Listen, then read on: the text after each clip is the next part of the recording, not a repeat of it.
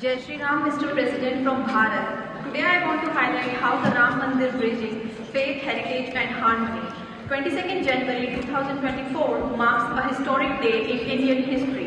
Ayodhya Ram Mandir also holds great economic significance, it contributing to the economic development by creating jobs and growth of the nation. Thus, Ayodhya Ram Mandir is not just a temple, it is a great example of new India having both ancient and modern values. Thank you, Mr. President. जब हम अयोध्या गए तो वहाँ पे जो जनता की जो एक फीलिंग है, एक फ़र्क नज़र आया। जैसे जनता बड़ी अपलिफ्ट है, जनता को महसूस हो रहा है कि हम दुनिया में बहुत मैटर करते हैं। एक मंदिर उन्होंने अयोध्या में बनाया है, वहाँ पे मस्जिद बना रहे हैं और ये एक अयोध्या सिटी से वो 25,000 करोड़ का जो है वो 25,000 करोड़ का रेवेन्यू एक साल में जनरेट कर सकते हैं या करने जा रहे हैं। ये हमारे लिए सोचने वाली बात है। भारत के तो संविधान में उसकी पहली प्रति में भगवान राम विराजमान है। अयोध्या की सैर करते हुए यूं लगा कि जैसे मैं कई सदियां पहले पहुंच गया हूं, और कई सदियों पहले पहुंचने की फीलिंग के साथ साथ आज का मॉडर्न समा भी साथ साथ चल रहा था। और मेरे पास अल्फाज नहीं है कि मैं उस कैफियत को, उस सिचुएशन को ठीक से बयान कर सकूं जो हमें अयोध्या यात्रा के दौरान मिली। क्या अच्छा एयरपोर्ट है। तो हम अयोध्या के एयरपोर्ट पे पहुंच चुके हैं, लैंड कर चुके हैं, और इस वक्त हम लाउंज के अंदर खड़े हैं दोस्तों के साथ, और ये एक काफ़ी इमोशनल सीन है। बहरहाल अयोध्या एयरपोर्ट का जो टर्मिनल है, अराइवल लाउंज है, बहुत ही खूबसूरत है, नया बना है, और भारत का नया वेटिकन शहर बिलाशुबा एक बहुत ही लैंडमार्क किस्म का शहर है। और हम सब इस वक्त अयोध्या के एयरपोर्ट पर मौजूद हैं।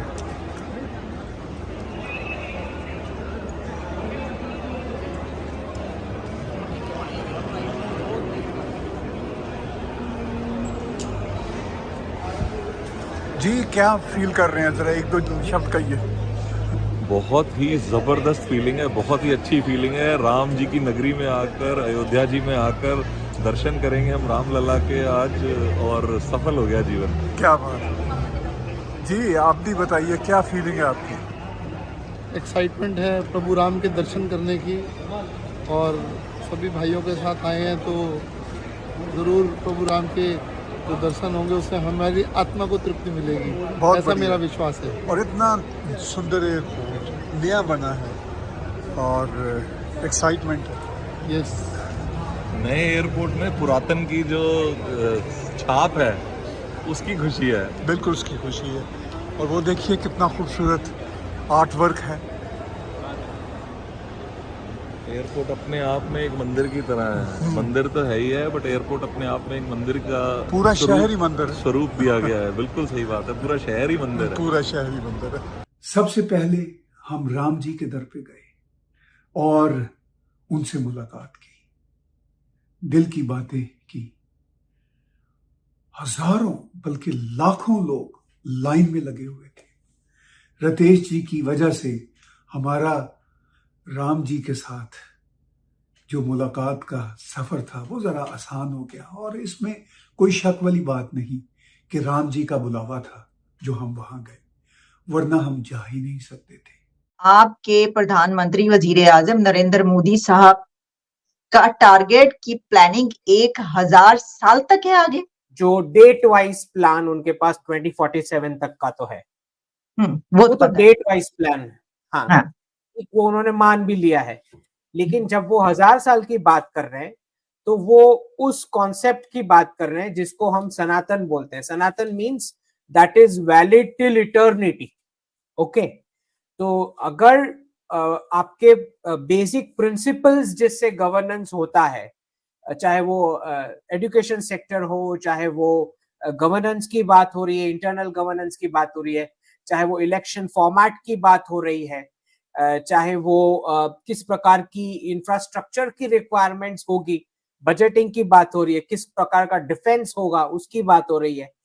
तो पॉलिसी में ऐसे फंडामेंटल चेंजेस जो आपको 1000 साल तक रेलेवेंट रहेंगे, उस प्रकार के चेंजेस की बात हो रही है।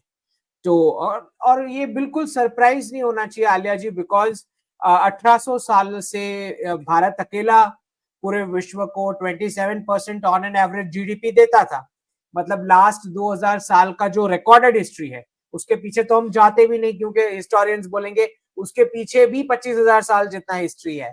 लेकिन मैं तो ये बात कर रहा हूं कि लास्ट जो 2000 साल का हिस्ट्री है उसमें तो सब कोई अग्री करता है कि 1800 साल तक 27% ग्लोबल जीडीपी को अकेले भारत ने दिया।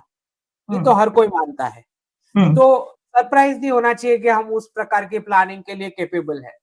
अब समझने वाली इसमें बात यह है कि 1947 में जो हुआ, जिसको हम बोलते हैं पॉलिटिकली नेगोशिएटेड इंडिपेंडेंस, 15 अगस्त 1947, हम इसको नहीं मानते। हम मतलब जो कोई भी एक सनातन विश्व में बिलीव करता है, जो सबकी अच्छाई के लिए सबका साथ सबका विकास सबका विकास की बात जो करता है पूरे विश्व का, वो कभी अग्री नहीं करेगा 15 अगस्त 1947 वाले पॉलिटिकली नेगोशिएटेड इंडिपेंडेंस को। हम मानते हैं कि हमारा सिविलाइजेशनल इंडिपेंडेंस डे जो है वो 22 जनवरी 2024 है, जिस दिन राम मंदिर का वहां पे जो पूरा विधि हुआ। तो अब हम इंतजार कर रहे हैं सिविलाइजेशनल रिपब्लिक डे का, और वो दिन तब आएगा जब कॉन्स्टिट्यूशन में जो आर्टिफिशियली वर्ड्स इंपोज कर दिए गए हैं, सोशलिस्ट, सेक्युलर और डेमोक्रेटिक, उसको हटा के जब धार्मिक, फैमिलिस्ट और ह्यूमनिस्ट शब्द का प्रयोग होगा, तब हम मानेंगे हमारा सिविलाइजेशनल रिपब्लिक डे हुआ। भारत के इंदौर सिटी के रोहिणी घाबरी, जो गवर्नमेंट स्कॉलरशिप पर स्विट्जरलैंड में पीएचडी कर रही है, उन्होंने यूनाइटेड नेशन में बात की, जहां उन्होंने इस बात को हाईलाइट किया कि अयोध्या में नवनिर्मित राम मंदिर ने भारत की आस्था, विरासत और सद्भाव को जोड़ा है।